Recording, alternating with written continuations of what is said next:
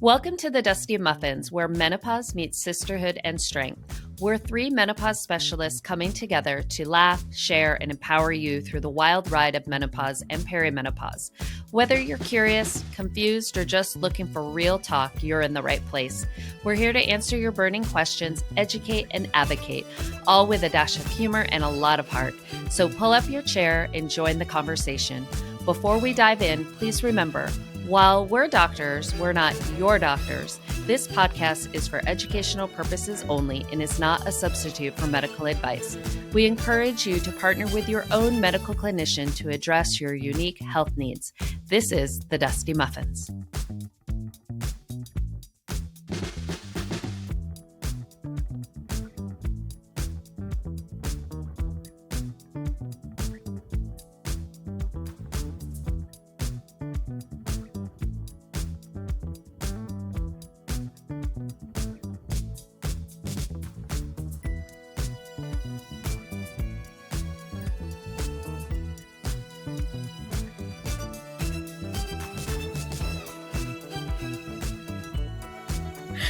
I am Dr. Rebbecca Hertel. I'm a board-certified osteopathic family medicine physician and a Menopause Society certified practitioner. I have a private telemedicine practice, and I see patients in several different states. I am Dr. Aoife O'Sullivan, a board-certified family physician and Menopause Society certified practitioner, and I see patients through my telemedicine practice here in Oregon and Washington. I'm Dr. Hart Kress, a board-certified women's health nurse practitioner and menopause certified practitioner, and I see patients via telemedicine in several states as well. All right. Hi, everyone. Welcome back to the Dusty Muffins. And today we are joined by Dr. Katherine Johnson. She is a menopause specialist, obesity and emergency medicine board certified physician who is the founder and medical director of Precision Medical Care, a private concierge practice founded in 2018. Upon her graduation from Loyola University Strict School of Medicine in 2000, she completed her emergency medicine residency training and served as chief resident at the University of Chicago. She has over 18 years of experience in academic emergency medicine as associate professor of medicine at the University of Chicago and associate professor of surgery at Loyola University Chicago. Dr. Johnson has achieved advanced certifications from the Menopause Society, Age Management Medicine Group, and the Institute for Functional Medicine, complemented by advanced fellowship training in precision medicine. With over 25 years of clinical experience, she brings a unique integrative approach to precision and longevity medicine. Her expertise in metabolic health and hormone optimization is foundational to her practice of helping men and women optimize their health span with precision, evidence-informed lifestyle interventions. Dr. Johnson is dedicated to guiding her patients toward renewed energy, purpose, and well-being, one precision-tailored plan at a time. Thank you for joining us. Katherine, it's so great to see you. Great to see you all. Yes, This is just since Miami. Yes. We met at Dr. Gila's summit, which was just so fresh, right? We were all kind of from the Midwest or Northwest where we don't get a lot of sun. We don't get that spring energy. And it's a big reason I believe our health is so impacted by our environment. So I choose to snowbird with my snowbirds. And when Dr. Gila said, come to Miami for this conference, I'm like, I'm already in Florida as much as possible, January, February, March, and April. So, and it was really great to connect. And I think that's what I hope your audience appreciates too, is that the doctors and practitioners who choose to want to help women, we're different, we're special, we're fun, we get it. And we want to help other people learn about how we think and how we can help everybody achieve their best health. Yes. That's so great. There was a wonderful energy there, wasn't there, with all of us together, and everyone was so excited and kind of lifting each other up, and it was just a really lovely atmosphere. Mm-hmm. Yeah, that's a must-do event. I hope she has that again. That was one of the best events, I think, for women and for just clinicians, for networking and just everybody coming together with the same passion, different perspectives, but probably, I would say, some of the most progressive perspectives. Yeah. Right. I was listening, Catherine, to another podcast that you did, and there was a word that you used about your practice that made me kind of think about it. It was evidence influence, because there's Yes. not randomized controlled trials, and that you practice evidence informed medicine. And that really resonated with me tremendously, because we get so much slack for the things that we do, like where's the literature? Well, it ain't there yet. So can you start out by kind of speaking to that? I want to pivot, because you said that just triggered me there, and then we'll go back to the beginning of the conversation. Right. Well, we all share, this training being conventionally trained to being evidence-based medicine. And in evidence-based medicine, we're looking at population health. We're looking at what are the guidelines for care based on randomized clinical trials. And this is important because it tells us what is safe, what is effective, and what we expect to happen for the majority of patients for which we introduce a therapeutic intervention. But we know too, having lived it ourselves and seen it in clinical practice, is that we have outliers. And so if 70% of patients are expected to have a treatment response to an intervention or therapeutic, we have a significant percentage of people who are outliers. And so in that regard, we want to offer a more precision approach, and that's going to take a more creative, integrative look at the patient, being more thoughtful and careful, and using an evidence-informed approach is how I practice medicine, and learning that probably the biggest pearls I've learned from doctors are not published in the guidelines, but are more the nuance of practice. And practitioners have been practicing 30, 40 years, and they know what works practically. Just as in your podcasts, I've heard you speak and, okay, this is what's evidence approved. Let's say it's intra rosa, right? But practically speaking, very few people can afford it, have access to it, find that it's a effective use because it has certain attributes that just aren't going to work for women's health.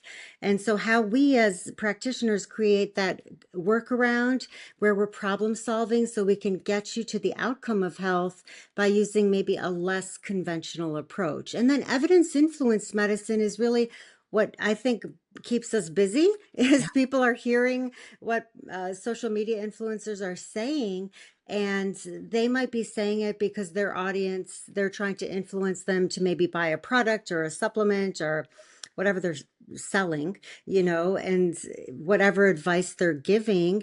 Again, it's not a precision approach, it's more public health messaging. And I think we all know that when it comes to taking care of women, every woman is different. And if we try to protocolize women's care, we end up with a lot of women who are not benefiting. And I want them to know there's a place for them. I'm one of them. I honor her.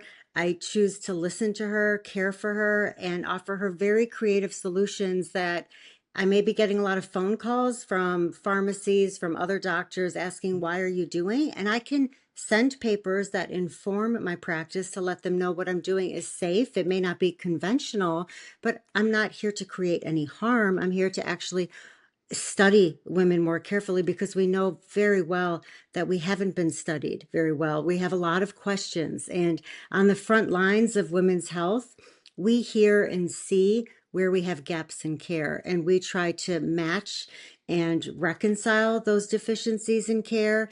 And sometimes it will take supraphysiologic doses of, if it's progesterone. We're going beyond just protecting the endometrial lining. I don't have a uterus. I take progesterone because it's for my brain, right? I'm not just a reproductive health organ, even though I can't bear children at this point, but I still want to feel as feminine as possible because I have children, I have a husband, I have patients. It's important that I still have my vitality. And this is so important when we look at hormones, our nutrition, our health, our lifestyle, our community. And so that's why I think we should all be practicing evidence-informed medicine and not feel so rigid to some guidelines. And I remember my best teachers would say, listen, this is how we're going to take care of people in the ER. But when you sit for your Your board? emergency medicine Yeah. boards. Yes. Yeah, if you Is if it you if if you you anybody answer has the students, questions, right? If anyone ever right, has you're students, I'm sure when we all have at one point, I'm like, this is how you do it, but this is not the right answer for boards. So Yes. just you know. exactly. But you And brought up a good in point mhm, too, mhm, where and I think like Christine said, I just don't think we had. I love that you gave it a name because what I tell my patients is, okay, it's like the old radios or the old TVs where we tune in and then we take the little knobs and then we fine tune. So it might be an extra dose of, estrogen at night that we don't, it's more than what we're supposed to give you, but your receptors are different from the next one to the next one. And it is a precision care. And I love that I love the way that you described that too when I listened to it. And I thought, boy, you know what? That's exactly what we're doing, that evidence informed care and until we actually get the guidelines. Yeah, I love that. I was really struggling to put words around the things that we do. And so I usually say, like, from a functional medicine lens, and people kind of get that, but not Mhm. quite. And I loved another thing that you said about my doctor doesn't think I should do what you said. Yeah. mhm. I Anytime just you got get an that. email this morning. My doctor doesn't think I should do what you said. Yep. And so I went through that evidence informed and, you know, told the patient, you're not going to find that in the guidelines, and your doctor probably doesn't agree with me. It was adding liothyronine to Mhm. someone for their thyroid management. And I said, but how do you feel? And she's like, I feel great. And they said, well, the concern is when you give that med, it's going to cause hair loss, bone loss, and something else. I forget what the third thing was. And I'm like, and not taking it's going to cause that as well. So it's about me managing you appropriately. And so I love that evidence informed. Thank you. We're gonna coin that somewhere with your name Let's Yeah. on it. do it. And There's Oh, it's a with part big of that problem. precision care, right? That precision care that, when mhm. you go back into that, they don't really know what that means. And for me, it means that it's every woman or every patient that you see and you treat them differently as their own and you fine tune as precise the treatment as possible, right? And sometimes it's not Mhm. always treating somebody, but their health care is as precise to that person, and not to a whole group. And that's what I think it is anyway. Feeling off in midlife? I'm Dr. Rebbecca Hertel, and I offer concierge telemedicine across multiple states focused on hormones, weight, libido, and sleep, and longevity. Let's get you thriving. So visit www.osteopathicmidlifehealth.com. What were you saying, Eva? Oh, I was going to say, just with the guideline thing at the moment, guidelines are so helpful, especially, I'll just say, as a primary care doctor, as a family med doc, it's so helpful to have asthma guidelines, for instance, or COPD guidelines, because I am not a pulmonologist. Right. But I will be seeing patients in my clinic who have asthma, and I need to be able to know evidence-based guidelines to help them. And then I can help them up to a certain point, right? And then I'll have those patients where my knowledge has reached its max. I've been as helpful to them as I can be. And now I need to involve the pulmonologist. And so that's how I've always looked at guidelines.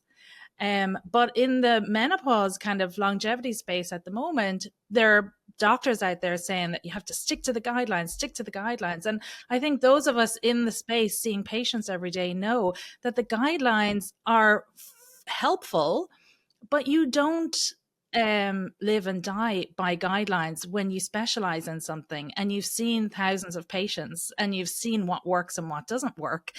And especially being trained in Ireland, it was drilled into us. A guideline is not going to save you. Listening to your patient, believing your patient will save you. And they would always, the attending would rap you on the head and go, don't quote guidelines to me. Tell me what, like, use your head. And that has always stayed with me. And so when I hear people going guidelines, guidelines, guidelines, I just keep rolling my eyes going, that is not safe at this point to just be sticking to guidelines because they're so basic and they'll help a certain amount of women. And then you're leaving everyone else just suffering. So true. And one of my best examples now is if we were to look at the guidelines, especially with Medicare, these are very public health, often value based, right? So we're looking at cost efficiency, that kind of thing. Our own past president of the United States of America, following Medicare guideline practice, never got a prostate specific antigen checked. And now we've, as the public, have heard that he has malignant prostate cancer with metastasis, and so my heart breaks when I hear these stories. And I also know that the guidelines are there for a reason, but we also have to astutely pay attention and listen and hear and expect that there will be a population of people too who want something more, who want something deeper. And I think in America, of all places, where now make America healthy again, what is health sovereignty? I do believe in right to try. I believe in doing medically supervised, supportive uh, trials, where it's the N of one medicine, and that won't be guideline medicine. So, as you said very rightfully, Dr. O'Sullivan, is that specialists are actually in practice for a reason, because when the guidelines don't work, we refer out, Hmm. right? And we know, especially in psychiatry, that's where I see, wow, they're practicing really outside of what even the FDA insert will say is a studied dose of a medication. But if the patient's improving and feeling better, they're treating the patient, not the guidelines. And I do think of, unfortunately, in the United States of America, we've allowed government bodies, insurance bodies to take our best and brightest students and turn them into revenue generating bots within EHR, an electronic health record system, that has taken away the nuance and scientific approach to medicine. So I like to think about every patient as, we're going to create a scientific hypothesis for why you're presenting with these concerns. We'll introduce an intervention, and just like any scientist will do, we'll test and measure the intervention. I tell them, you're like my little lab rat in our own experiment here, and we're going to look, and I'm going to look at data and tests and data, but I'm also going to be listening to you, and then I'm going to show you how your data changes with what you're doing differently, and also how you're feeling, because that's really the clinical endpoint that matters. But in many trials, that's not discussed, is how's the patient doing. It's more, did they die? Yeah. Right. Medicine is Right. a science and an art, right? And what has happened Absolutely. is we are losing the art part of it. And we're Mhm. just, It's again, being taken from us, right? We're not yeah. allowed. We're not Hmm. allowed to have the Hmm. art of science. Well, And we stepped out because we're yeah, over it, and I think a Yeah. lot of doctors and nurse practitioners and PAs, they're stuck in it because they have to pay bills. yeah. This is their Benefits, job. your And 401(k)s, all the things, right? All yeah. the things that we're not taught to do. I had this conversation today. What would I tell an upcoming, because my oldest daughter is in medical school. What would I tell Hmm. her?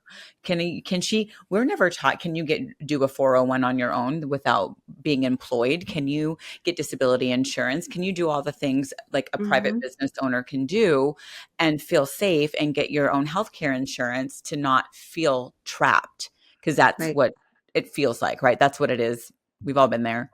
Some of us are still there. Absolutely. No, most of us stay as employees because of the benefits, the health Yep. insurance, the 401(k)s. But when you sit down with the tax attorneys, tax strategists, you realize the tax code was written for entrepreneurs and for specialists, experts. And so when you have that level of expertise, first of all, own it. Know that there is a difference, that you are so highly trained, skilled, and have a talent that people will pay for your services, be it with insurance or without.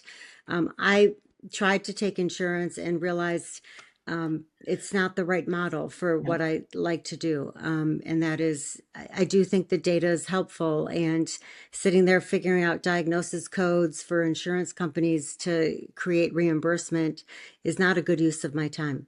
Yep.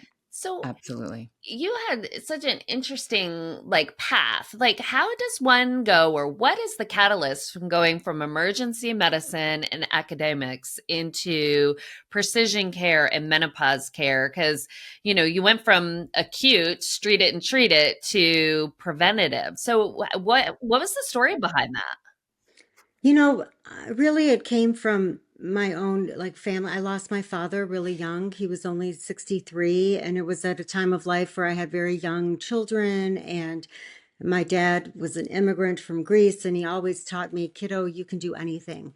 You, as long as you're educated. When you're educated, you can do so much, especially in America. And I thought, here he is. He came with every hope and dream. He had the symptoms, and just all of my aunts and uncles too. It was obesity, it was hypertension, hypercholesterolemia, lots of cardiometabolic risk factors, and then the stress. And I think that ancestral imprinting and, environmental stress is real. And so knowing he went to all of his doctor's appointments, he followed all of the advice, he took his medications, and still had an outcome that I feel we could have delayed if we treated earlier. And so that was one of my wake up calls. And then, too, as an emergency physician, working very disrupted sleep schedules, a lot of stress. I myself started to become the patient that presents often to my clinical practice, and that is that she's overweight, she's wired and tired, she's having really significant challenges when it comes to relationships, both at work and at home. She doesn't recognize herself, she's tired all the time. And then I realized, oh, I do have endometriosis. I have iron deficiency. I have congenital hip dysplasia. I need a hip replacement. I could lose 60 pounds, and I did. And it was sort of trying to understand, how can I be in the best health and as resilient as possible for the surgeries that I need for my own health, and to be the mother and wife and, daughter to my widowed mother, and sister, to someone. We just lost our everything, So really, I honor my health by living it, by having found it. Functional medicine helped me understand what diet, lifestyle, stress, environment really matters to health. And then as I was helping people with lifestyle medicine, if you will, then I started realizing, well, I've got to help them with their hormones and their metabolism. And I realized too, and I was so lucky after my hysterectomy, my doctor did give me estrogen and progesterone. And I realized if I miss those doses, what a different human being I am. And how, so when I realized I could,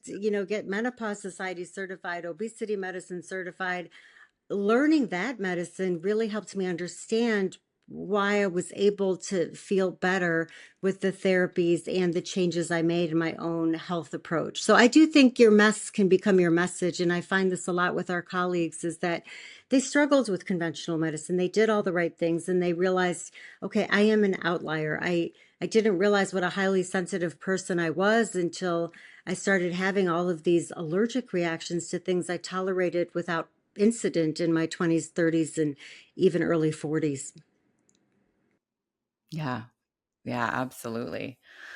Oh, that's amazing. I completely agree with that. I think that, part of it, is it hard to, when we talk about lifelong learners, and I think all four of us Mm-hmm. here are that way, I sometimes will often feel overwhelmed with like, okay, what's the next thing I'm going to learn? And then having Mm-hmm. the time to do all those things, right? Like, do I do obesity Mm-hmm. medicine? Do you do this? And so how did you find that time for yourself to say, okay, was it one thing at a time? Was it, I needed to learn all of these things in order to form the practice that I want? And how did you make that time?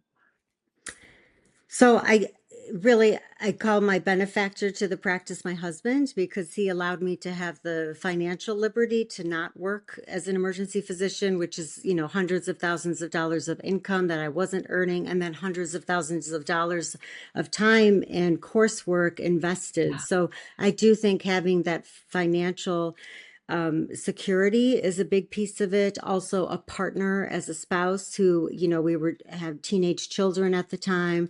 And I think too, out of that loving partnership and relationship, he saw me turning into somebody I don't think he wanted to stay married to, And so I think just out of how I would do the same for him if I thought his work was literally killing him and taking away the very human being that I fell in love with, investing in that as a partnership. And so having some protected time, some space and grace for it. And I acknowledge what a privilege that is, and a distinction. And I also would encourage anyone who's thinking about changing that don't forget all of your clinical training and expertise means you're an expert problem solver already. So having the certifications, the degrees, what matters the most is having people that you can pick up the phone, retain your humility. When you don't know the answer, you find out. In emergency medicine, we're highly humbled because we're really experts of nothing, but we triage every complaint, and so we're used Feeling to that. picking up the phone and phoning a friend for support, and I think that's the area of humility that I don't mind, is just saying when I don't know, I'm going to ask someone who knows more. And so having that network, just as we do when we need help with a case, and most of us have met because we're in groups where we're asking clinical questions and learning from one another, and we're not too proudful to ask for help. And I think that's something to remember is one, you have accelerated skill sets because you've done hard things already, especially if your wife, mom, lived through some hardships. We have all been humbled, right? When it's a child who has a fever. As an ER doctor, I used to think, well, why didn't you give them, medication at home to treat the symptoms, until my own child had a fever and even a febrile seizure. I was like, I stopped thinking like a doctor. I was just a mom, overwhelmed and stressed.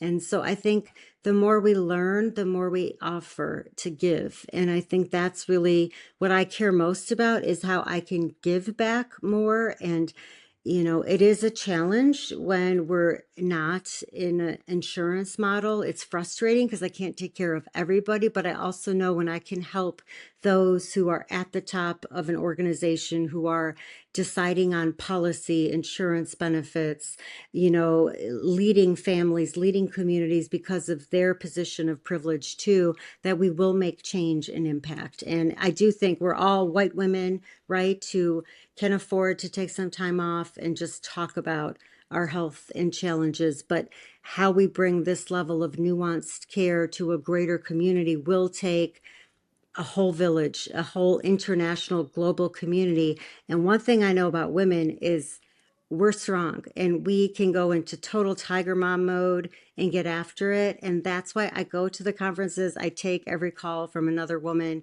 who's looking for help, men too. But I do think when it comes to women's health, there's such an opportunity here. And we don't want to see our mothers, our aunties, our mentors go through what we have already seen them do, and that is have the recurrent UTIs, have their chest pain be dismissed, their palpitations be dismissed, their change in libido impact their relationships, and they end up divorced, not getting the job promotions, being estranged from their own children and families. And so we really just want to put it out there and remind them we struggle too. It's not easy, but you're also not alone. Mm. And I think anyone who's listened this far has heard us all mention precision medicine a few times so far. Could you explain a little bit about how that functions in your clinic with your patients and who you see? What does that mean for them? Yeah. So I do believe I have a selection bias of people who come to me because they have tried conventional approaches, and many times they've tried many diets. They've already tried hormone therapy. They've tried different things and they don't feel better, or they're not seeing the results that their own girlfriends have seen who are on the same protocolized approach. And so I like to find, and I like the tricky cases, right? And so I want them to come, and I want to look more comprehensively at what's going on with their nutrient levels, with their stress, their environment, their genetics, getting those data pieces. And that's where I've learned so much about what is the loop phenomenon, right? How some women, myself included, estrogen can really light us up and we feel pregnant through most of our 30s and early 40s, late 30s for many of us. And we don't understand why. And it's because probably progesterone insufficiency. And that's a woman who has more insomnia, who has more anxiety, who might be self-medicating with alcohol and food and less healthy lifestyle choices because she feels so dysregulated and overwhelmed. And so, that's one cohort of patients who will see me. And then some are just curious. They're the biohacker types who they've gotten their labs from Function Health, or they've gone to all of these, clinics, and they've tried all the supplements and the drips, and they have all this data, but no one's really helped them understand how to interpret it in the context of what they're living and experiencing. And I just love to go deeper and help them put it together. So I think it takes that forensics piece of our minds as scientists where, once you answer one question in science, all you have is more questions, right? And so I think at some point you just start attracting a very like geeky, precision based, data driven cohort of people. There's very few, I think, people really fall into that, but it's so rewarding. And when I first learned about precision medicine, it was by going to a conference because I was trying to figure out too, why do I feel so old and dusty? And my husband, he's been trying every diet and all the things, and we still feel like nothing's working. And then I called a local like age management type doctor, and he said, come to this conference, Catherine, and see what you think. And I went and I heard Dr. Komite speak, Dr. Florence Komite, who was a Yale trained endocrinologist. And she, as an endocrinologist, had a twin sister and learned that even though they're twins, we were taught your genetics should really speak to so much of your health outcome trajectory. She was experiencing this on the front lines, that as a twin, she was having a very different health trajectory than her own twin sister. And, hearing her story, how she practices with a precision approach, getting the laboratory data, getting the genetics, the family history, getting the body composition data, and then putting together a plan and then trending data over time. That's very much a precision medicine approach when we look at someone integratively for the prevention of chronic diseases or trying to help people age later. And we see this precision approach already in oncology, rheumatology, neurology, where every year we have more and more therapeutics that target the specific inflammatory markers that drive, if it's inflammatory bowel disease or migraine or, cancers that are just unique and different. So medicine is just a really exciting place to practice. It is hard to keep up. So I think you just do the best you can and know, especially with AI now, I don't have to have all the answers. I just have to help my patients find the right track that aligns with them and say, this is how you're aging. So of the 4 women of us here, one of us might be really struggling with inflammation or with insulin resistance or have lipid issues, so every woman is a little different in how she's aging, and helping her understand how she's aging and then what interventions might help her to see the labs will change, the body composition data will change, and you yourself will start to feel more empowered because you understand what's going on with you. And that's very different than what TikTok might be telling you about how much protein you should eat or what supplements are right for you. Want the Dusty Muffins at your next event? We do panels, live podcasts, and talks that bring the heat, literally. Corporate, see-me, or retreats, we've got you. So hit us up at thedustymuffins333@gmail.com or DM us on Instagram at thedustymuffins.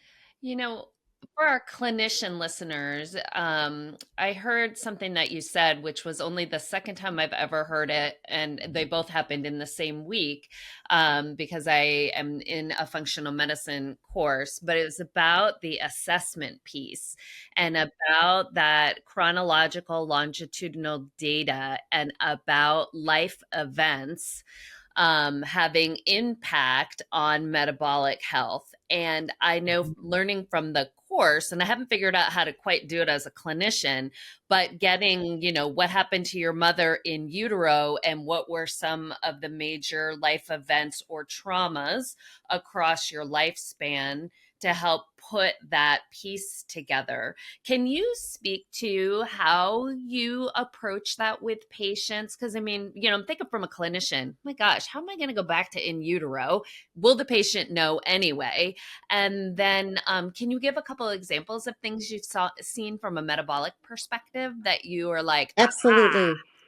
Absolutely. And I do think that's the functional medicine approach, which is not terribly different from the conventional medicine approach, which is what are the antecedents to the health event. So the antecedents are all the things that predispose you. And now in medicine, they're called adverse childhood events. The ACE score will predict what is the incidence of chronic disease. So how much violence is someone exposed to in their home? How much trauma, what loss they've had, what socioeconomic factors impact their ability to access better food, cleaner air.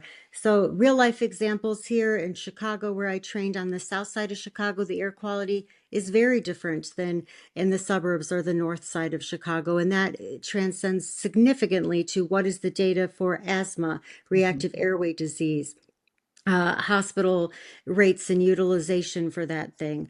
I can tell you one thing I think about a lot is my mom will always tell me when I was in utero, she dropped a pan and she felt me like jump and startle. And I still have a startle reflex. Whenever someone jumps up behind me, I just, have that reaction. And I do think it's a hyper vigilant sort of approach. And I find in clinical practice, it's asking for those things. What great losses have you had? At what age?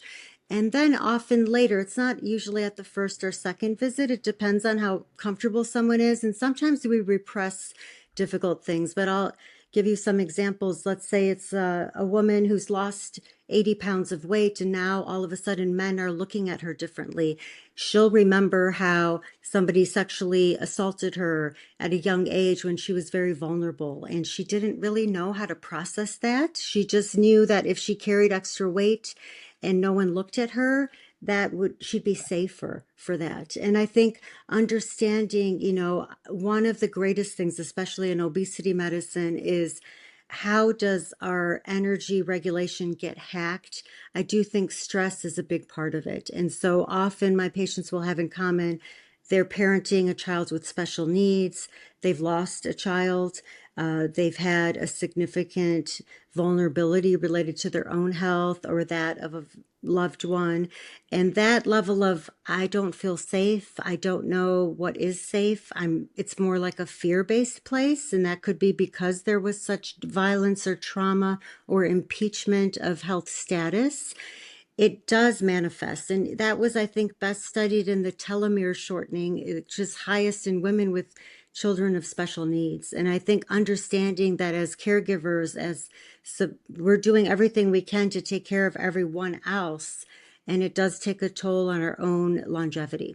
Such good So for much, clinicians. so much to unpack from that. Yeah. I know. We're all just like, we're going to take all that in for a second. I It know. is. It takes a minute. And, Because it's I think true. too, It's you don't true. realize, sometimes your patients will say, and this was something too, having prescribing GLPs for a long time, I was one of the first to see, wow, my patients are telling me they're drinking less alcohol, right? I expected them to eat less processed food and go, the binge eaters, like, everyone said, oh, don't treat binge eating syndrome with GLPs. It's not good. The purgers and stuff, that it's not good for them. But wow, they really changed. And then they can open up. So good.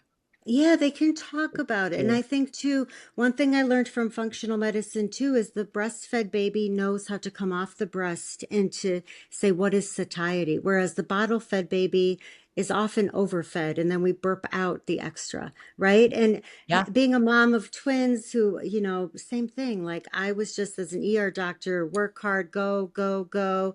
I didn't know my back pain was premature contractions. I didn't know I was in premature labor. My son was hospitalized. His microbiome was heavily impacted by being ventilated, lots of antibiotics. He had a very different childhood and development than his twin sister. And I kept being told, oh, he's a boy, he'll grow out of it. I didn't know what I didn't know. And I think, when we can step back and see everyone individually and not in the context of bias. And there's so much bias we bring into medicine if it's based on race or culture or insurance status. And all these things really do impact health outcomes. So I think being aware of that, knowing where you fall into that and how you can advocate for yourself. I think as women, we're so taught to just put up with things, and we do have a higher threshold for bullshit and pain. This is physiologic. And as we lose estrogen, our people pleasing capacity really shifts. And I love seeing women I love seeing women step into Yep. that. And I remember when I read, it was one of Dr. Gottfried's books, and I was like, oh, this is why I'm bitchier and less Yeah. tolerant of everybody in my life. Is like, I have less estrogen. And so I kept like putting on more estrogen, thinking, oh, well, I'll be friendlier now. Yeah. But And a part of that, I think, is yeah, maybe why I like myself a little bit more in midlife. I'm just a right. little bit more ballsy and gutsy and like, Yeah. "Shit, I'm going to No go more after." fucks left to give. Yes, no more All out books of left to fucks. And give. and Yeah. too, I Yes. think we Like, really enjoy the company of other women who are yeah. actually upgrading through this instead of Yes. feeling And upgrade. defeated. Yes. Yes. And I guess too, I've gotten, I think, a whole subgroup of women where I'm like coaching them out of a bad marriage to a narcissist. And when I show them their labs, like before and after, it's like, wow, I do check cortisol levels. I do think the laboratory data informs women of what they know is going on. Something's Yep. not right. Maybe your Validating. HOMA-IR score is perfect, but you have 20 pounds of belly fat, which my in-body's data will tell you, and your Mhm. BMI is still reading as normal because you're effectively sarcopenic with obesity, and we have to treat you differently. The guidelines don't work at all for that presentation. And she is so many women, especially petite women, their BMI, by the time it gets high enough to qualify for therapy for weight, Yep. they're significantly impaired when it comes to their cardiometabolic resilience. It's so frustrating. It's so frustrating. It I is, like but it's changing. yeah. It's changing, and Yep. it starts with advocacy. And I do think this is where AI can really help us. I've been loving open evidence. I use Yes. that to say, Us write me a too. letter of prior auth, medical Yeah. necessity, and the data is there, right? It absolutely is there. So I think it'll be easier. And women are getting louder, which I think is important too. Mm. Yes. Yes. Because they're losing estrogen, so they don't have as much And I patience think for too it. how we Damn it. can role model that, because like when I listen to your podcast, I love it. I love the energy. I love the strength. I love the laughter, how you can laugh at yourselves and admit that, gosh, even though I tell my patients to take their hormones this way, I forget myself, And our patients want to know that about us, and They I think that do. is, yeah. Yeah, Um, they do. And mhm. we're human to them too, not because we as we preach that are. we're partners, right? We say that we're partners with them, and I think we become more human and more like a partnership with them when they understand that, we are far from perfect as well, and we're learning too, and we're going through it too along with you. Mm. And And Dr. Johnson, do you find, like I find with a lot of my patients, one of the things that they come to me with is weight gain. Hmm. And a lot of women think that if they start on hormone therapy, that will shift that weight. And in general, you don't see that, right? I mean, No. it can improve your energy, you get better sleep, you might want to go back to the gym whereas you were too exhausted to do it before. So in that way it helps, but the fat doesn't just melt off again. So there's these underlying metabolic changes that have more to do than just having your estrogen, progesterone, testosterone replaced, right? Like it goes much. Absolutely. And many women will actually gain weight when you give them hormones because it's fluid retention. And so yep. that comes into how are they metabolizing the hormones? So back to the functional medicine approach, one of the most important questions I have is, are you having a bowel movement every day? I mean, how many women think 2 bowel movements a week is normal for them? That is not normal. I want you to have a bowel movement every day. I need you to be able to sweat. I need, if I'm going to give you hormone, I want you to be able to use it at the receptor sites and then lose it, so it's not metabolically stacking up against you and causing side effects. So I do think one very important thing, as estrogen levels go down, yes, our serotonin levels shift, our hormone for hunger goes up a lot. And we know this from PMS. Those of us who are hormonally sensitive, Yep. there's no amount of, Mounjaro or Ozempic that will keep you from eating a lot when you're PMSing, so I'll remind her she can patch herself through with a little estrogen, see if that helps, Yeah. during that vulnerable time in perimenopause. And if it does, great. But the amount of calorie restriction needed to hedge the insulin resistance of estrogen deficiency relative, and especially the hormonal chaos of it, is significant. So the average woman, her basal metabolic rate is going down 300 calories a day.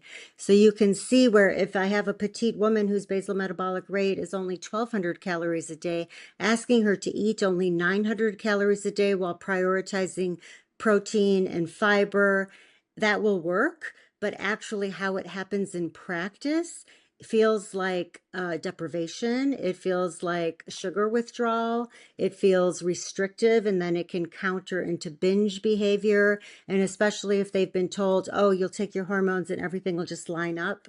That's Right. not true. And that's why we really have to get back to what is the insulin signaling, what is the blood sugar, what foods are causing glycemic excursion, which can change energy storage in the body. And then also appreciating too, I think what I've learned the most that's very humbling is as estrogen goes down, your androgens can go up quite a bit. Your DHEA, your testosterones can sometimes swing up. It can feel like panic, anxiety, but especially hunger. And then when cortisol is going up because of poor sleep, we also see insulin resistance. So I think, helping women understand that this challenge is real. The 10 or 15 pounds you're expected to gain from your mid 40s to your mid 60s. For many women, that's more than 10% of their body weight. And that amount of excess weight, the cardiologist will say, needs to be lost if you are to prevent um, any adverse cardiovascular events. So that's where we treat with medication that treats hunger, medication that begets the insulin resistance. The GLPs, of course, are very effective for that, but I think it should be judicious and also helping women understand the challenge is difficult. So it's what's in your food environment. Many of us are feeding children at this time of life. We are preparing meals for people. There's a lot of wine, rosé all day sort of language, and it's challenging. So that's why I really got into obesity medicine, because I realized it is our hormones, so calories in, calories out matters, but it's the hormones that really determine what's happening with those calories. What is the metabolic impact of calories and any energy you put into a system? If the system sees it as overfed, you're still dysregulated. Yeah, if you Yeah, can blend all of that into your practice, your patients are pretty Yeah. lucky. Mm. I know. I always ask patients what they had to, what their a normal breakfast, lunch, and dinner looked like when they were a child. And I now can look at what they say and I can tell if they're 30, 40, or 50, just because of the way food has changed over Mm-hmm. the, as it has gotten quote unquote more interesting. It's really interesting to see, the high C and the Twinkie kids and Yeah. then the Lunchable kids and who's having what for weight. And it's, and then every now and then you get a Whole Foods kid. And I'm like, you must have lived on a farm or something. Like, it's not typical.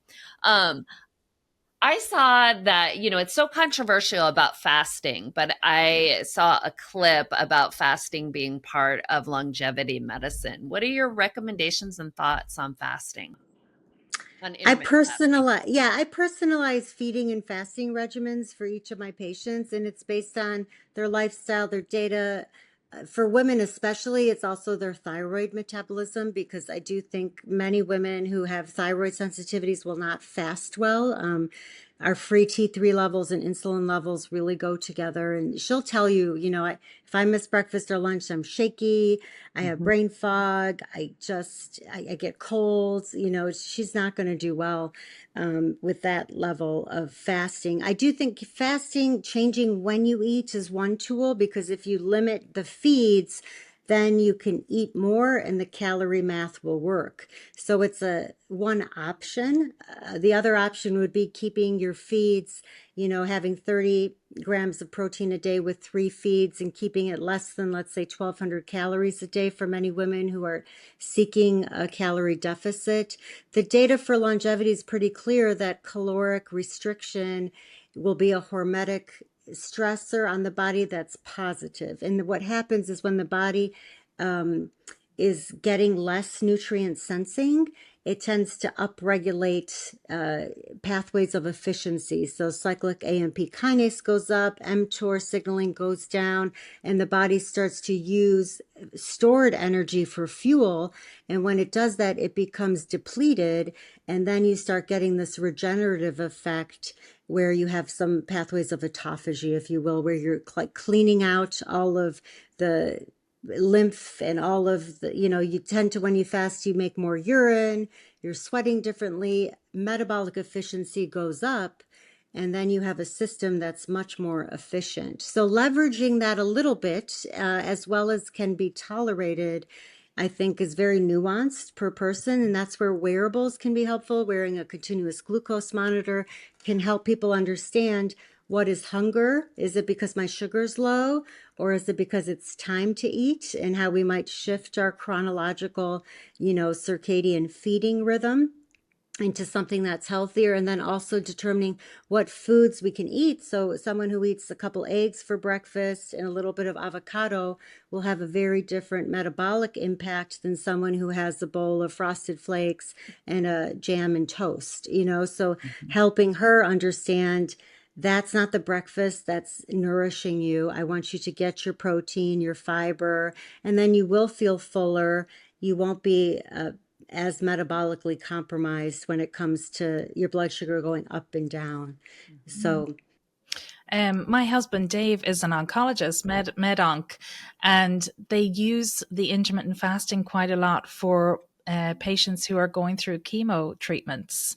And that can really help with nausea and even some hair loss for some patients, because it seems to put your cells in a resting state and they're not as affected by the chemo as they could. And those studies, and you have an enlightened oncologist that you're married to. I mean, we expected that because he married you, but of course, but this is the data from Walter Longo, who wrote the longevity diet, also has a fasting mimicking diet, which is, unprocessed foods that are low in protein and low in calories, about 800 to 1,200 calories a day for 5 days.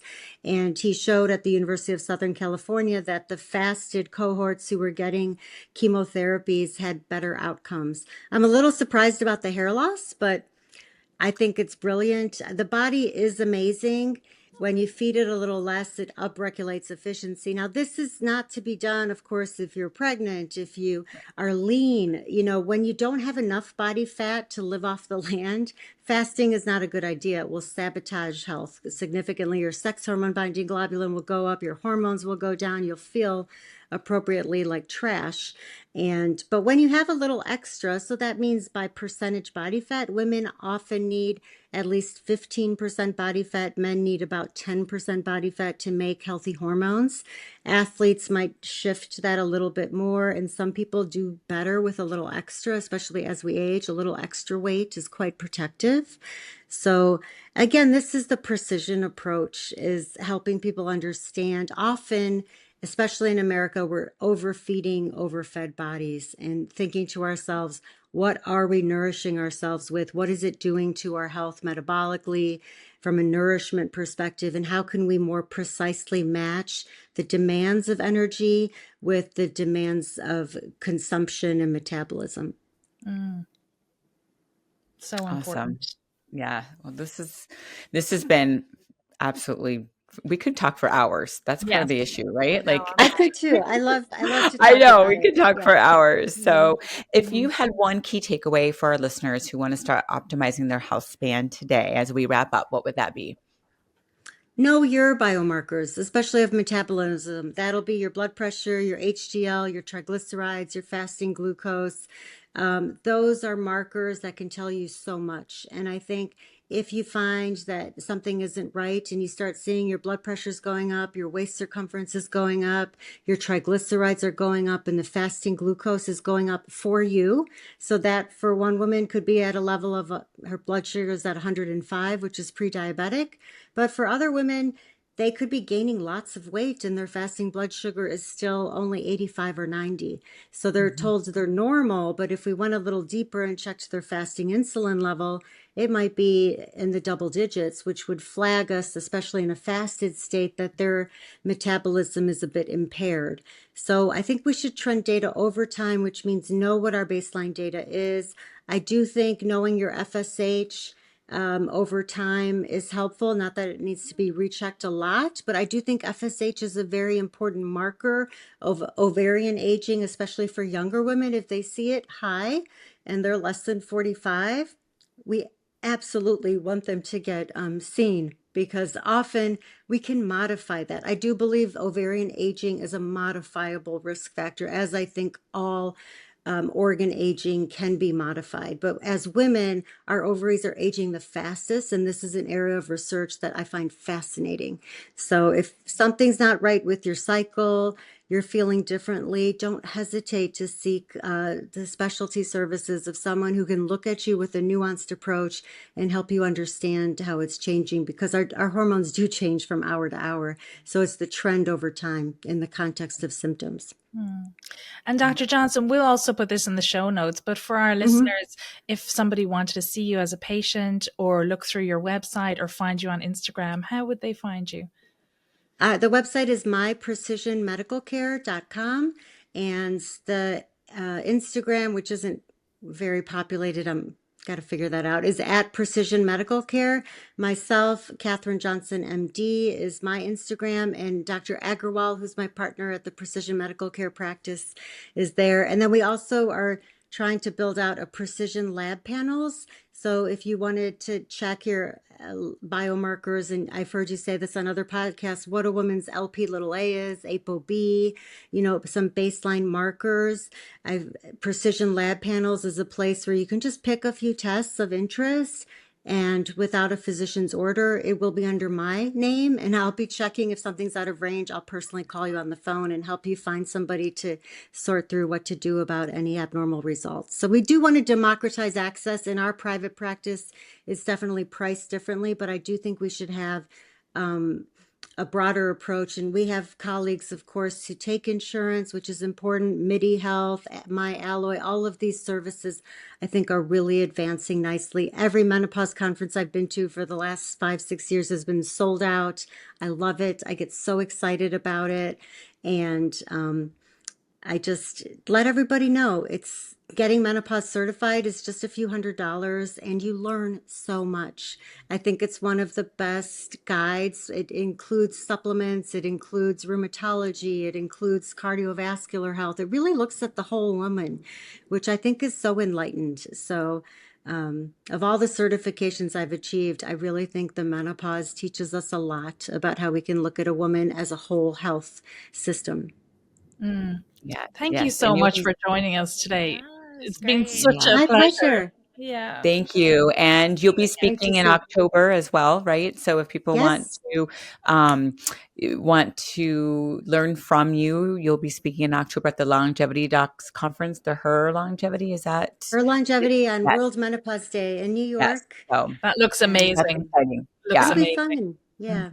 Awesome. Okay. Well, thank Well, you great to see you all. again. You enjoy You're your welcome. holiday weekend. We appreciate You your too. time. Thank you.